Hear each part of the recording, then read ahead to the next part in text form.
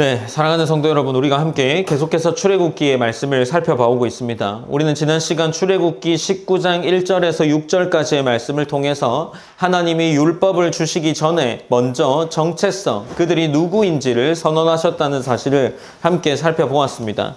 하나님은 그리하여서 그들을 향해 말씀하시기를 너희는 내 소유가 될 것이고 제사장 나라가 될 것이고 거룩한 백성이 될 것이다 라고 말씀하셨죠.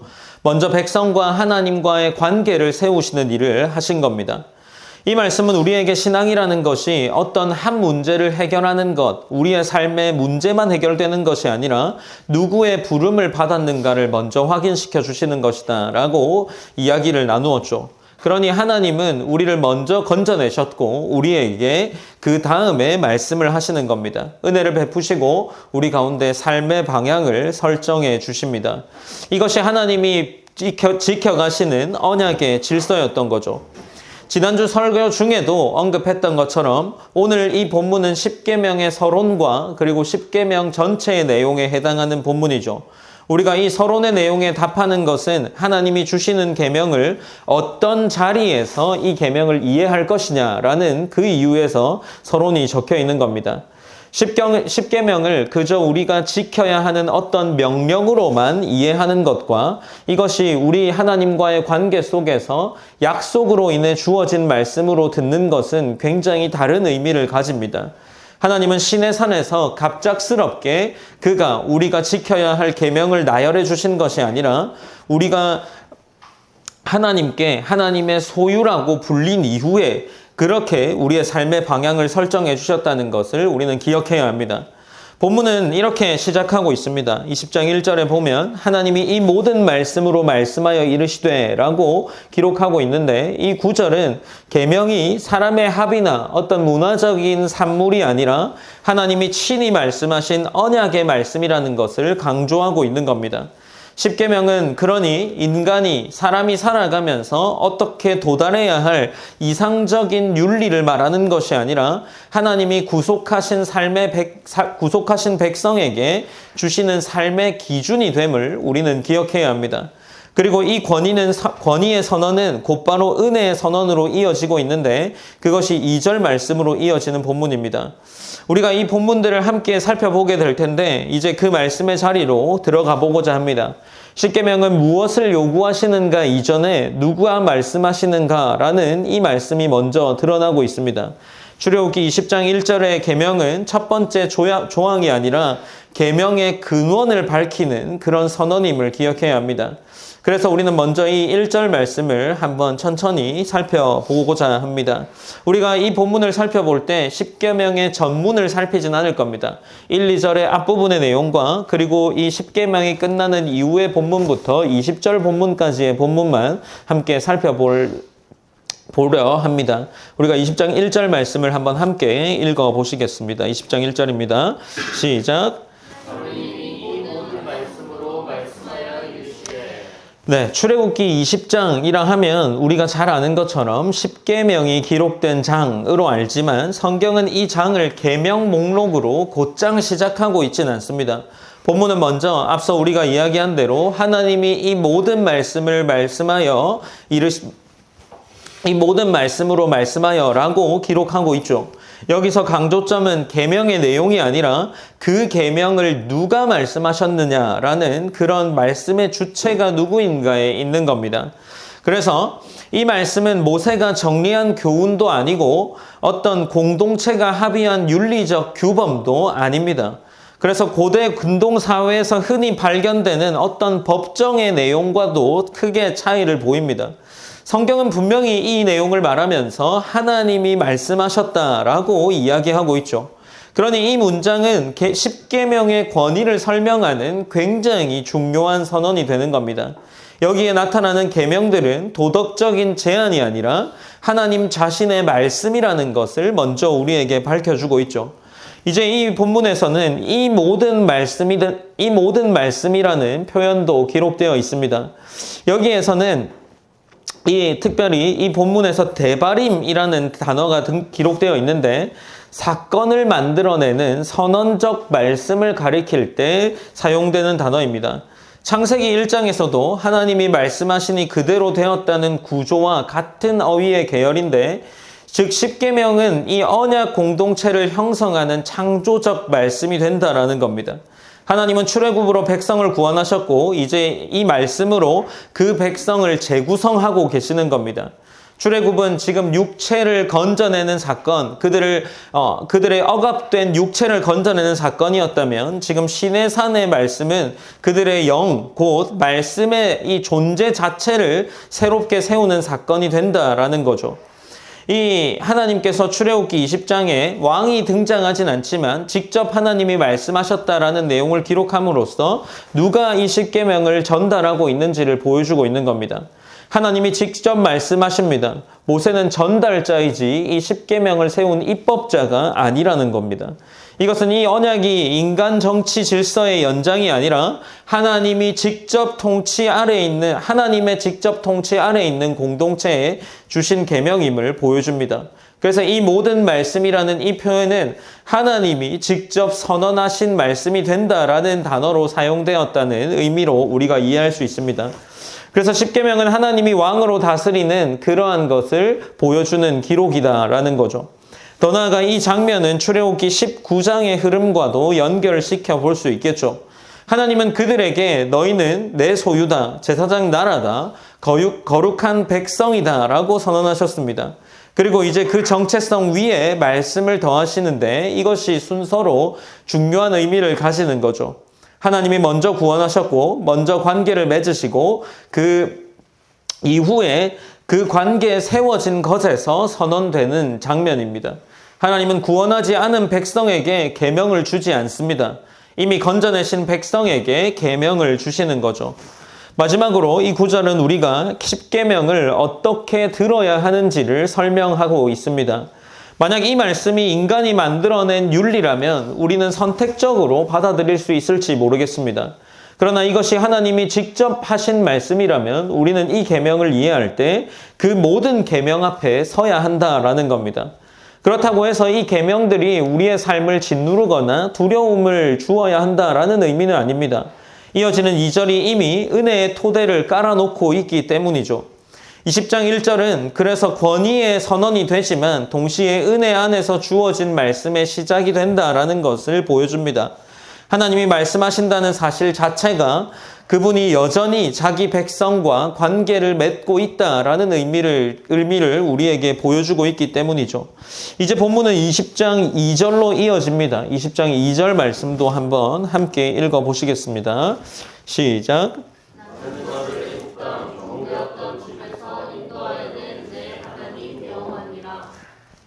네, 2절 말씀에서 하나님이 자신을 직접 칭하여서 말씀하고 계십니다. 십계명 전체를 해석하는 열쇠가 되기도 하죠. 그 선언은 자기소개라기보다 구원의 사건을 근거로 한 자신의 하나님 정체성을 밝히는 선언이 됩니다. 2절은 하나님을 자신 스스로를 칭하면서 내 하나님 여호와라고 기록하고 있습니다. 이 이름은 어떤 의미를 가질까요? 우리가 모세가 하나님 앞에 부름받는 그 장면을 기억할 겁니다. 앞서 우리가 나누었던 말씀이기도 하죠. 그 이름, 스스로 계신 이름, 언약을 기억하시는 이름, 곧 신실하신 변하지 않는 하나님이라는 사실을 다시 한번 밝혀주시는 겁니다. 이 이름은 애굽의 신들과 대비되는 이름이 되면서 이스라엘을 실제 역사 속에서 건져내신 하나님의 이름입니다. 하나님은 추상적인 신이 아니라 역사 속에서 일하신 분으로 자기 자신을 드러냅니다. 그리고 이어지는 말씀에서는 나는 너를 인도하여 낸 내 하나님이라고 기록하고 있습니다. 내 하나님이라는 표현 또한 관계적인 표현이 되는 거죠. 하나님은 단순히 어떤 위에 계신 절대자가 아니라 특정한 백성과 언약을 맺으신 하나님이라는 사실을 내 하나님이라는 표현으로 이해시켜 주고 있는 겁니다. 또 본문은 애굽 땅 종되었던 집에서 인도하여 냈다라고 기록이 되어 있는데 이 구절 또한 계명의 토대가 은혜라는 사실을 밝혀주고 있겠죠. 우리가 하나님은 아직 아무것도 지키지 않은 그 백성을 먼저 건져내셨습니다. 하나님께서 무언가 율법을 잘 지키신 백성을 건져낸 것이 아니라 아무것도 지키지 않았던 상태였던 백성을 건져내셨기 때문에 지금 본문은 그 사실을 다시 한번 밝혀주고 있는 겁니다. 애굽 땅 종되었던 집에서 인도하여 내었다라고 이야기를 하죠. 하나님은 조건을 제시하고 구원을 약속하신 것이 아니라 구원을 먼저 이루어 주신 이후에 그들의 삶의 방향을 결정하신 겁니다. 그러므로 십계명은 구원을 얻기 위한 어떤 계약의 조건들을 나열한 것이 아니라 구원받은 백성에게 주어진 언약이라는 사실을 다시 한번 십계명 전문에서 밝히고 있는 거죠. 이 구절을 조금 더 깊게 보면 하나님은 두 번 자신을 정의하십니다. 여호와라는 언약의 이름과 그리고 내 하나님이라는 관계적인 이름인 거죠. 계명은 이 두 이름 위에 세워졌다는 것을 기억해야 합니다. 즉 하나님의 절대성이라는 것과 하나님의 친밀함이 있는 이 친밀함이 동시에 깔려 있는 거죠. 하나님은 거룩하시지만 멀리 계신 분이 아니고 가까이 계시지만 가볍게 여길 수 있는 분도 아니십니다. 그것을 이 본문이 먼저 밝혀주고 있는 거죠. 십계명은 이런 절대적인 하나님과 친밀한 하나님이라는 관계 속에 주어지고 있는 겁니다. 그래서 이 말씀은 우리를 두려움으로 밀어넣기보다 하나님의 은혜를 기억하게 되는 말씀이 되는 거죠. 결국 출애굽기 20장 2절은 우리가 십계명을 어떤 태도로 들어야 하는지를 결정하고 있는 겁니다. 우리는 정죄를 피하기 위해 계명을 붙드는 사람이 아니라 이미 건져내심을 받은 사람으로서 계명을 듣게 되는 겁니다. 하나님은 너는 종이 아니다 라고 선언하신 이후에 이제 자유한 자로 살아라 라고 말씀하시는 것이 이 십계명이 주어지는 문맥이라는 거죠. 종되었던 집에서 인도하여 내신 하나님이 이제 자유의 질서를 그가 건져내신 백성에게 주고 계시는 겁니다. 그러므로 계명은 우리를 억압하는 법이 아니라 구속받은 백성을 자유롭게 만드는 울타리가 된다라는 거죠. 이 절은 그래서 십계명의 무게를 덜어주는 동시에 그 의미를 더욱 분명하게 만드는 은혜의 선언이 됩니다. 이제 우리는 질문하게 되죠.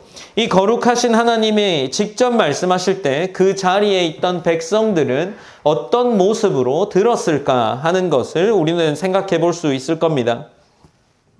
1, 2절이 계명의 토대를 밝힌 말씀이라면 18절 이하의 본문들은 그 계명을 들은 인간이 그 자리에서 어떤 모습을 보였냐를 보여주고 있습니다. 그래서 우리는 십계명의 내용 자체를 넘어서 그 말씀 앞에 선 인간의 모습을 이 본문을 통해서 동일하게 살펴볼 수 있습니다.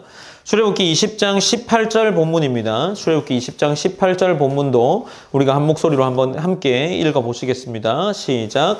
뭇 백성이 우레와 번개와 나팔 소리와 산의 연기를 본지라 그들이 볼 때에 떨며 멀리 서서. 아멘.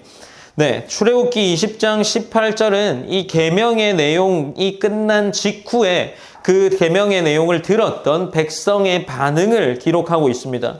본문에 등장하는 우레와 번개, 나팔 소리와 산의 연기는 새롭게 나타난 현상이 아니었습니다. 왜냐하면 이미 출애굽기 19장 16절에서 19절 말씀에 보면 하나님이 시내산에 강림하실 때 이미 그 현상이 펼쳐져 있었습니다. 그러니 지금 이 현상이 계속되는 연속선상에 있었던 거죠. 하나님은 말씀만 하신 것이 아니라 그 말씀을 둘러싼 거룩한 임재 가운데 계명을 주셨습니다. 십계명은 조용한 교실에서 주어진 어떤 윤리적인 강의가 아니라 거룩하신 하나님이 임재하신 자리에서 선포된 언약의 말씀이 됩니다. 본문은 이제 이 본문에 보면 보고라는 동사를 사용해서 기록하고 있죠. 연기를 본지라, 그리고 그들이 볼 때에 라고 하면서 보다라는 동사를 사용합니다. 기본 의미는 당연히 시각적으로 보는 의미를 사용해서 이야기를 기록해 나갈 겁니다.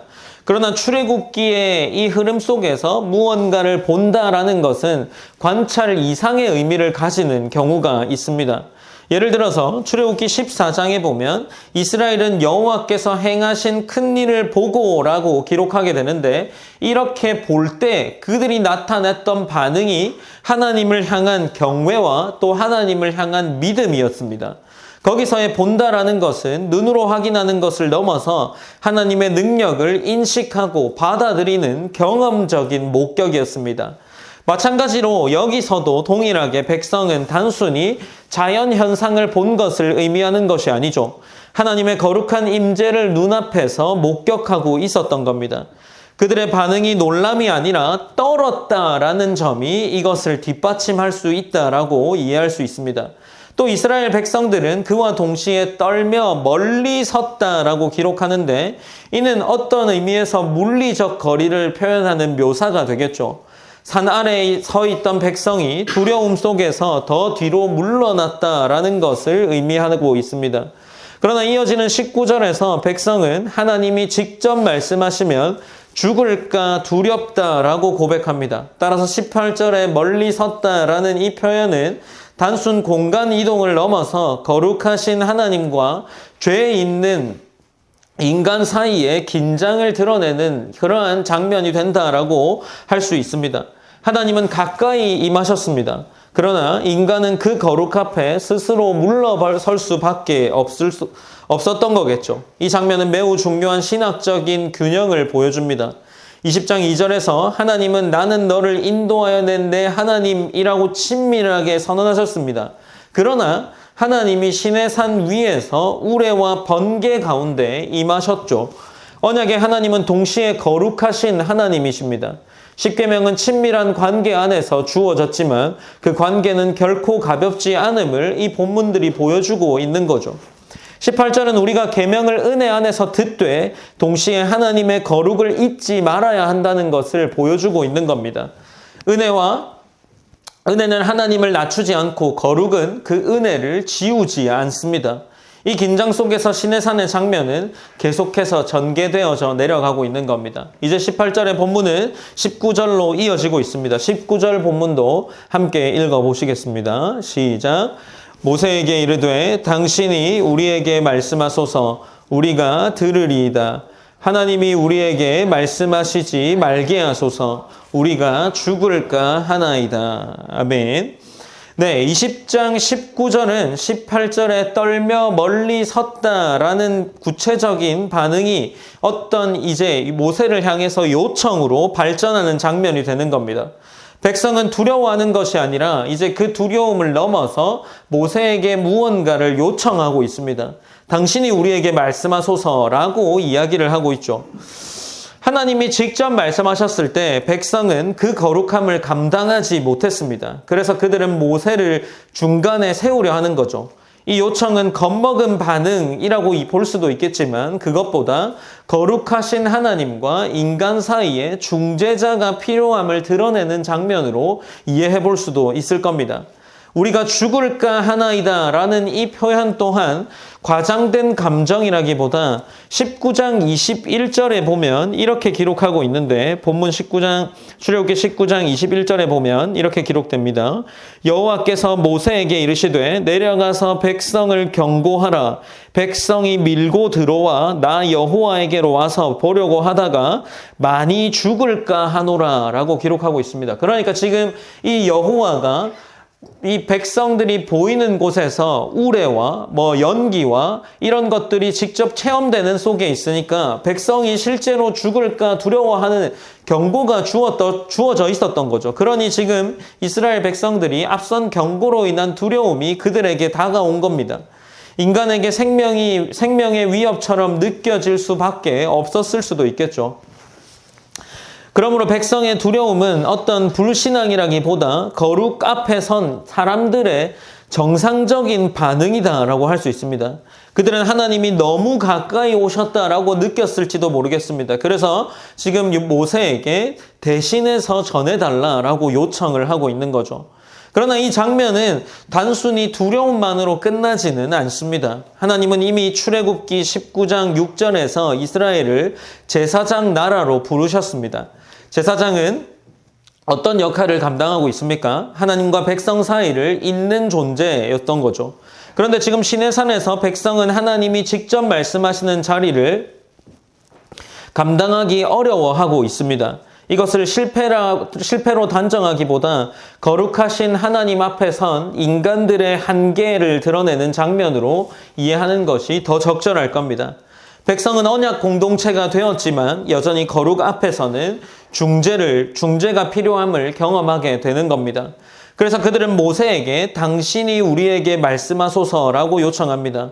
이 요청은 하나님과 인간 사이에 중보가 필요함을 드러내는 사건이 되는 거죠. 그래서 20장 19절은 언약의 중요한 구조를 드러내는 본문으로 이해해 볼 수 있을 겁니다. 하나님은 백성을 마주하지만 이 백성은 두려워합니다. 백성은 모세에게 당신이 중보자가 될 것을 요청하고 있죠. 훗날 이것은 신약에서 더 깊게 이해될 수 있을 겁니다. 하나님과 인간 사이에 중보자가 필요하다는 사실은 우리 예수 그리스도를 드러내는 또 다른 장면으로 다가오게 될 겁니다. 율법은 하나님의 뜻을 보여주지만 동시에 거룩하신 하나님 앞에 선 인간의 연약함을 드러내고 있는 그러한 역할을 하게 됩니다. 이 장면은 인간 스스로가 하나님께 다가갈 수 없다라는 사실을 분명하게 보여주고 있는 구절이 되는 거겠죠. 이렇게 19절은 율법에 대해서 이야기할 때 율법의 한계를 보여주는 동시에 은혜의 필요성을 요구하게 되는 구절이 되게 됩니다. 이제 본문은 마지막으로 출애굽기 20장 20절로 이어집니다. 우리 20장 20절 말씀을 마지막으로 한번 함께 봉독하시겠습니다. 읽어보시겠습니다. 시작. 모세가 백성에게 이르되 두려워하지 말라. 하나님이 임하시는 너희를 시험하고 너희로 경외하여 범죄하지 않게 하려 하심이니라. 네, 20절은 백성의 두려움에 대한 모세의 해석이라고 할 수 있습니다. 18절과 19절에서 백성은 떨며 물러섰고 하나님이 직접 말씀하시면 죽을까 두렵다라고 고백했습니다. 그런데 모세는 그 두려움에 대해 두려워하지 말라라고 말하고 있죠. 여기서 모세가 말하는 두려움은 이 두려움을 부정해라라고 하는 것은 아닙니다. 이미 하나님의 임재는 우레와 번개 가운데 나타났고 그 거룩함은 실제적이었습니다. 모세는 그 공포, 어떤 두려움을 없애려고 하는 것이 아니라 그 두려움의 의미를 바르게 잡아주고 있습니다. 하나님이 임하심은 너희를 시험하고 라고 기록이 이어지는데 이 시험하다라는 단어는 파괴를 위한 시험이 아니라 드러내고 단련하는 시험의 의미를 가집니다. 같은 단어가 출애굽기 16장에서 만나 사건과 연결되어 사용되었습니다. 그러니 하나님은 지금 그들을 시험할 때 백성을 넘어뜨리기 위해 시험하는 것이 아니죠. 그들의 믿음을 드러내고 세우기 위해서 시험한다라는 겁니다. 시내산의 거룩은 이 거룩한 임재는 위협이 아니라 훈련의 자리가 되었다는 것을 보여주고 있는 겁니다. 하나님은 공포를 통해서 백성을 무너뜨리는 것이 아니라 거룩을 통해서 그들의 삶을 바로 세우기 위해 그들이 그러한 감정들을 느끼게 되는 겁니다. 이제 이어지는 본문 또한 중요한데 이어지는 본문으로는 너희로 범죄하지 않게 하려 함이라 라고 기록합니다. 그러니 율법의 목적이 여기서 다시 한번 선명해지는 거죠. 하나님은 억압적인 통치를 위해 계명을 주신 것이 아닙니다. 죄로 무너지는 것을 막기 위해 그들에게 울타리를 세워주는 거죠.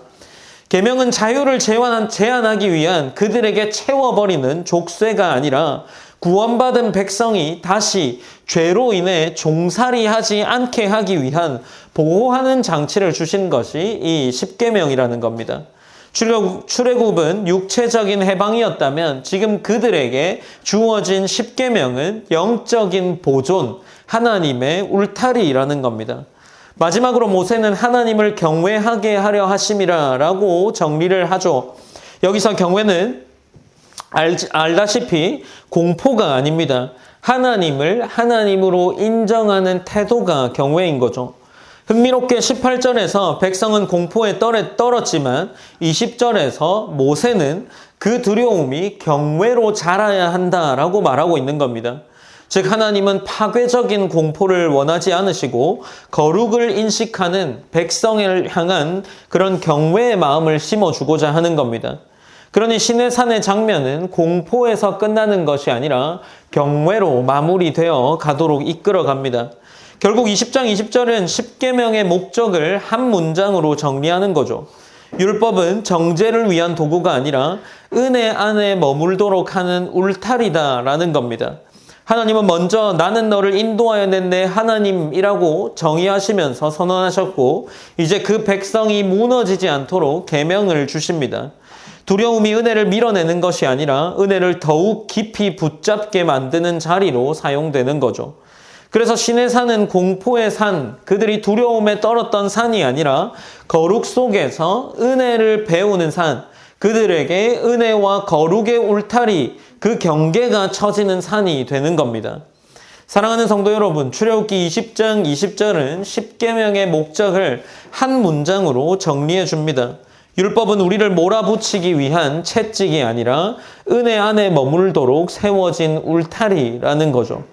하나님은 우리를 정죄하기 위해 시내산에 임한 것이 아니라 우리를 보호하고 지켜주시기 위해 임한 것입니다. 우리가 다시 죄의 자리로 돌아가지 않기 위해 하나님이 그 장치를 주신 것이 율법이라는 겁니다. 하나님은 우리를 애굽에서 꺼내놓은 후에 이제 자유니 너희 마음대로 살아라 라는 것이 아니라 자유를 주셨고 그 자유를 지키기 위한 질서를 주시는데 그것이 이 계명에 기록되어 있는 겁니다. 이 진리는 우리의 일상과 깊이 연결될 겁니다. 우리는 종종 하나님의 말씀을 제안처럼 느낍니다. 왜 이렇게 해야 할까라는 질문들을 던지면서 왜 이것은 안 되지라는 것이 경험으로 나타나게 되는 거죠. 그러나 조금만 생각해 보면 사랑은 언제나 울타리를 동반합니다. 부모가 자녀에게 경계를 세우는 이유가 무엇입니까? 그들을 억압하기 위함보다 그들을 지키고 보호하기 위함일 겁니다. 하나님 또한 마찬가지이겠죠. 계명은 자유를 빼앗는 선이 아니라 자유를 지키는 선이라는 겁니다. 하나님이 거짓을 금하신 것은 우리를 답답하고 불리한 조건으로 몰아넣기 위함이 아닙니다. 거짓이 공동체를 무너뜨리기 때문이죠. 하나님이 탐심을 경계하신 것은 무엇이겠습니까? 우리의 욕망을 억누르게 하기 위함이 아니라 탐심이 결국 우리를 종살이로 몰아넣기 때문입니다. 하나님은 인간이 어떤 구조로 구성되어 있는지를 아십니다. 그리고 죄가 어떻게 사람을 파괴하는지 또한 알고 계시겠죠. 그래서 율법이 명령이 아니라 인간을 보호하고자 하는 은혜의 지침이 된다라는 겁니다. 20절은 우리의 두려움의 방향을 바로 잡아줍니다. 우리는 종종 실패에 대한 두려움, 사람의 평가에 대한 두려움, 미래에 대한 두려움에 사로잡힙니다. 그러나 모세는 말하기를 두려워하지 말라 하나님을 경외하게 하려 하심이라 라고 기록합니다. 잘못된 두려움은 하나님을 멀어지게 하지만 바른 경외는 하나님을 오히려 가깝게 서게 합니다. 율법은 공포를 만들기 위해 주어진 것이 아니라 하나님을 중심에 두는 경외를 배우기 위해 주어진 것임을 우리가 기억해야 합니다. 사랑하는 성도 여러분, 우리는 여전히 광야와 같은 삶을 살 때가 있을 겁니다. 직장과 가정에서 관계와 선택의 자리에서 판단을 해나갈 때 그 판단이 우리에게 굉장한 부담이 될 때가 있을 겁니다. 그때 하나님의 말씀은 부담이 아니라 기준이 될 겁니다. 세상이 흔들려도 말씀이 있기에 그리고 우리에게 주어진 계명들이 있기에 우리는 길을 잃지 않을 수 있을 거겠죠. 은혜가 먼저였기에 순종은 두려움이 아니라 그 율법을 신뢰함, 은혜와 거룩을 지킬 수 있는 경계, 울타리가 되어주는 그 신뢰에서 우리는 순종이 나타날 수 있을 겁니다. 우리는 벌을 피하기 위해 우리에게 주어진 심판을 피하기 위해 사는 사람이 아니라 은혜 안에 머물기 위해 사는 사람임을 기억해야 할 겁니다. 그래서 오늘 우리는 10계명을 다시 다르게 들어야 할 겁니다. 하나님은 우리를 사용하시기 전에 먼저 건져내셨습니다. 명령하기 전에 먼저 사랑하셨습니다. 율법은 정죄의 책이 아니라 은혜를 지키는 책이며 나는 너를 인도하여 낸 내 하나님이라 라는 선언이 이 모든 율법과 계명의 토대라는 겁니다. 그러므로 우리의 순종은 불안에서 나오는 반응이 아니어야 합니다. 이미 받은 은혜를 지키려는 감사의 응답이어야 할 것이고 이것이 시내산이 우리에게 남겨준 메시지라는 겁니다. 우리는 오늘 성찬의 자리를 지키게 될 겁니다. 그때 이 진리는 더욱 선명해져야 합니다. 신의 산에서 하나님은 먼저 나는 너를 인도하여 낸 내 하나님이라고 선언하셨고 그 후에 계명을 주셨습니다. 마찬가지로 성찬의 자리에서도 우리는 먼저 그리스도께서 우리를 위하여 몸을 내어 주셨다라는 것에 대한 복음을 듣게 되는 거죠. 우리는 순종을 다 이루었기 때문에 떡과 잔을 받지는 않습니다. 오히려 우리의 연약함과 부족함을 아시면서도 먼저 몸을 찢기시고 그리고 피를 흘리신 은혜 때문에 우리가 성찬의 자리에 서게 되는 거죠. 신의 산에서의 선언과 갈보리에서의 하나님의 은혜의 그 장도 구조가 같은 겁니다. 먼저 은혜, 그리고 그 은혜 안에 머물게 주어진 삶의 길이라는 겁니다. 성찬은 우리가 율법을 완벽히 지켜서 얻는 상이 아니라 은혜로 시작된 언약을 다시 확인하는 자리가 되는 겁니다. 또한 성찬은 우리에게 율법의 목적을 다시 한번 상기시켜 줄 겁니다. 하나님은 우리를 정죄하시기 위해 계명을 주신 것이 아니라 죄가 우리를 다시 종살이하지 못하도록 울타리를 세우셨습니다. 그러나 우리는 그 울타리 안에서도 넘어지고 경계를 넘어설 때가 많이 있습니다. 그때 성찬은 우리에게 다시 이러한 역할들을 해줄 겁니다. 내가 너를 위하여 몸을 내어 주었다라는 것을 우리의 감각으로 느끼게 해주고, 율법이 우리를 죄에서 보호하는 울타리라면 성찬은 우리가 넘어졌을 때 우리를 다시 일으켜 세우시는 식사의 자리가 될 겁니다. 우리가 이 자리에서 경외를 하는 마음을 가지고 나아가야 할 겁니다. 우리는 중보자 되신 그리스도를 의지하며 율법 앞에, 그리고 하나님 앞에, 은혜 앞에 서게 됩니다. 성찬은 율법과 은혜가 충돌하는 자리가 아니라 은혜가 율법을 완성하는 것을 경험하게 되는 자리임을 우리가 기억하면서 이 성찬의 상을 지켜나가길 원합니다. 우리가 함께 성찬의 상을 받으시겠습니다. 우리 성찬의 상은 닫힌 성찬이므로 교회에 등록된 정회원들만 참석해 주시길 바랍니다.